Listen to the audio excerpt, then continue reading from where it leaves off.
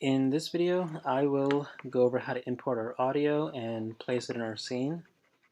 So what I'm going to do is I'm going to go into my Finder, and here I am in my Downloads folder, and what I'm going to do is I'm going to go ahead and grab an MP3 file. I'm not sure which one to get, so I know there's one involving Super Mario, so what I'll do is, oh, here's one. I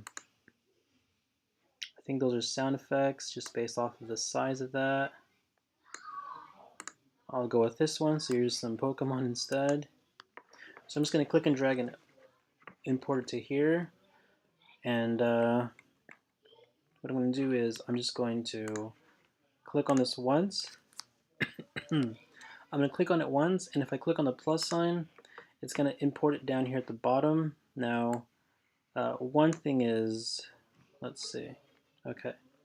So this may be a little on the confusing side because I can move my, or I can scroll up and down inside my timeline. But if I lift this up, I won't have to. But I'll just leave it like this then, I guess. So let me see. That might help. So anyways, let me actually just delete this first. So I'm going to delete that. So when I click on this plus sign, it's going to put it inside this box here. So I'm going to click on the plus sign, and it keeps doing that. That's fine. But it's down here now. And I know that because if I click and then I click and drag, I have the option of placing this right below my pictures. So not only can I place it down here, which is inside this boxed area here, let me undo that, but I also have the option of placing audio right here. So just to make things simpler, just think of this as like, okay, I have two people talking, but I want to have some background music playing. So what I can do is I can treat this as my just background music, which isn't meant to be, it's meant to be heard, but just slightly. But the dialogue between people will be much louder, of course. So I have the option of increasing the volume. That's way too much, of course. But also have the option of decreasing the volume. So it's kind of tricky to put it, there we go. So if this was the case, then I would decrease the volume of the music. I would do it little by little, so maybe like around there, and then leave this default. And if it's too loud, then I can just increase or decrease whatever I need to do. Now, let me just delete this to make things easier. So one thing is, these are the waveforms. So for example, right here at this point in this track, there is the audio or the music, whatever, is non-existent here. It's ending at this point, but then it picks up right after that. So you can tell where it's loud or where it's not so loud and things like that. But for the most part, it's loud throughout. Now, right here, it's very, we can see it here better actually, right here at this point. There's like a tiny yellow little spike. Basically, if I increase the volume of the audio, which in audio it's measured in decibels, or dB in case you're wondering. But yellow, I'm not exactly what iMovie means by yellow, but once it gets through the red area, which you can't, right here you can clearly see the red, that's when the audio becomes too distorted. Sometimes it's not too distorted, but you just want to avoid getting anywhere close to this. You want to avoid yellow, but you especially want to avoid any red. But if you need to increase the volume, you can. At this point, it may be pushing it. You'd have to see where it's red and where, if there's any distortion, if at all. But that's just, but yeah. So that's how you do with that. The other thing is, after importing this, if I click over here at the end of this picture, it ends at 28 seconds, but my entire video, my timeline, is now 1 minute 54 seconds long. So if I were to play this right now, which I'm not going to do, let me just turn down the volume just in case. But if I was to play this for 28 seconds, we would see all of this stuff. But then after that, the remaining minute and 30 whatever seconds, I think. No, 20. I don't know, I'm not going to do the math. But for over 1.5 minutes, well, about 1.5 minutes, I guess. No, what's under that? You're going to basically just be having a black screen with the Pokemon music playing in the background, and we do not want that for a video because it's just not exciting. Many times kids will do that. Of course, it's not, it's not great, doesn't make the video exciting, but I mean, kids are kids, so they're just not gonna, I mean, they're kids, not much else you can do. But if that's the case, I mean, you're gonna want to be critical of them. You're gonna say like, well, it's just boring after that, so just cut out the audio or end the video once the picture is end or whatever. So to do that, in this case, I'm just going to, wherever I click, that's where I wanted to cut it. So I'm going to move my mouse to the end of this. So here it is. I'm just going to click in here. Now you want to avoid mousing over this horizontal line because you're going to get these the arrows to increase the volume. So you want to have it right here or here. But I clicked and you can see my line is right there. All I'm going to do next is I'm going to right click and I'm going to click on split clip, and doing that separates my audio into two pieces. So now that it's separated, I can just click on this one over here and then delete it, and that's that. So now my entire video is 28 seconds long. It's 28 seconds long. Now another thing that I can do when it comes to the audio, when I mouse over anywhere inside the green, well, this bar, I have these two circles on both sides. Now if I just mouse over, you can see that my mouse changes to these two triangles and it says fade audio in.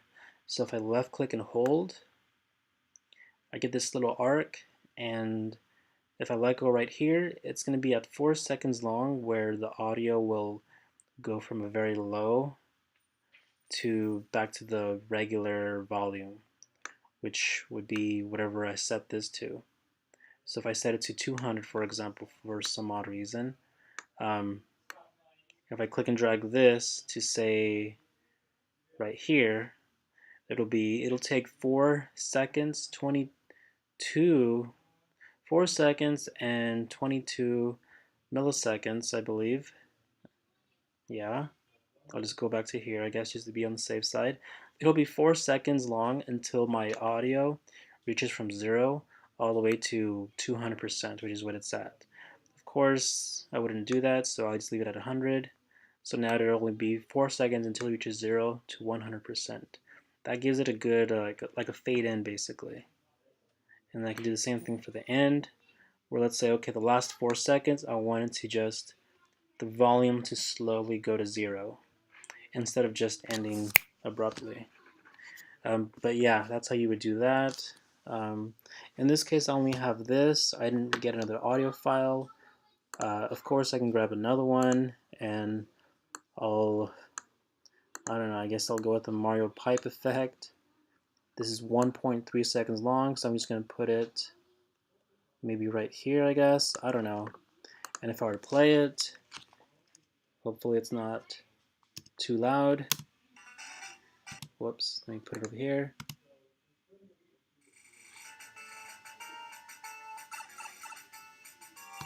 So you get the idea. Of course, I can turn up the volume for this, things like that. I can, if I want it again, if I want this same audio sound effect again, I can just click and drag it over here, and over and over and over. But yeah, that's how you would do this. And just to end this video, actually, I will also go over how to render this into an actual video. Now, to my knowledge, I have no idea if you can to export this entire project. If I could, it would give me the option anywhere here, but there's nothing like that. So I have no idea. And I guess I can duplicate the project, but it's just going to duplicate it. So basically what that means is you can't take this work home.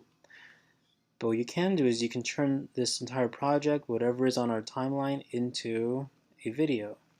So to do that, on the top right up here, once I've played this multiple times, once I'm happy with what I got, all I would do is click on this top right icon, and then I have these options. The only one that I care about is this one here, File, Image. I've never bothered, but I assume it just saves a picture, a screenshot of whatever's in your video. But I'm not interested in that. I want a video, so I need to click on File. And right here, I would just give it a simple name like, whoops, my first video, for example. But at the end of the day, you want the kids to save their file or their video with their first name, and then after that, like, I don't know, Kyle space or underscore whatever, and then whatever they want, you know, blah blah blah blah blah. But as long as they have their first name, then it's easy to see or easy to know which file is theirs, especially if they have no idea where they saved it. If like, okay, Kyle, you don't know where you saved your project. Well, I don't know either. But what I can do, Kyle, is I can click up here in the top right, type in your name, and as long as you spelled your name right, then there's Kyle. So that's partly why, or the main reason why I have them save with their first name, because it happens all the time. Description, there's no need to have anything for this. They can do whatever they want if they want, but it's not going to show in the video. It's just going to show within the properties, like the info. Like if you right click and then go into get info, for example, then it'll say it there probably. I've never really checked. Format, we want this, of course. Resolution, 1080p, we don't have access to that, it seems, probably because none of our assets are in 1080p or higher.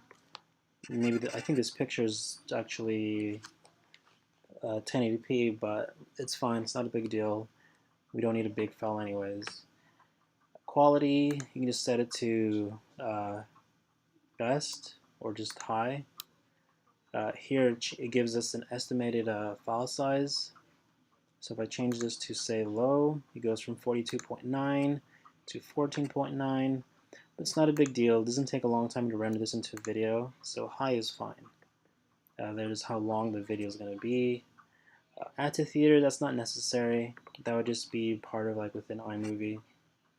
Compression is how long do you want it to take for iMovie to turn this into a video. If you're in a hurry, then of course go to faster but better quality. I would recommend just stick with better quality. It doesn't take hours or whatever. It just takes a minute or two, maybe a few more, but I've never had any issues with rendering these into videos. So I would just stick with better quality and then click on next. And then it's going to ask you where. This is where the kids should hopefully be paying attention to where they're saving it to. If they have no idea, then somewhere they would know, so preferably the desktop or the downloads, but preferably the desktop, especially if they want to be able to take this home.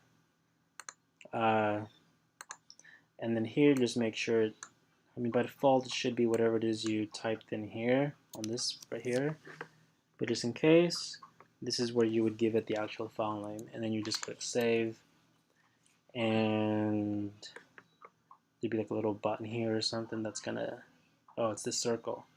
So this circle is basically what it, if I click it, there it is, it's exporting. It's pretty fast, but it is 28 seconds long, so it's not a big deal. But yeah, hope that's how you do this. Hopefully this helps.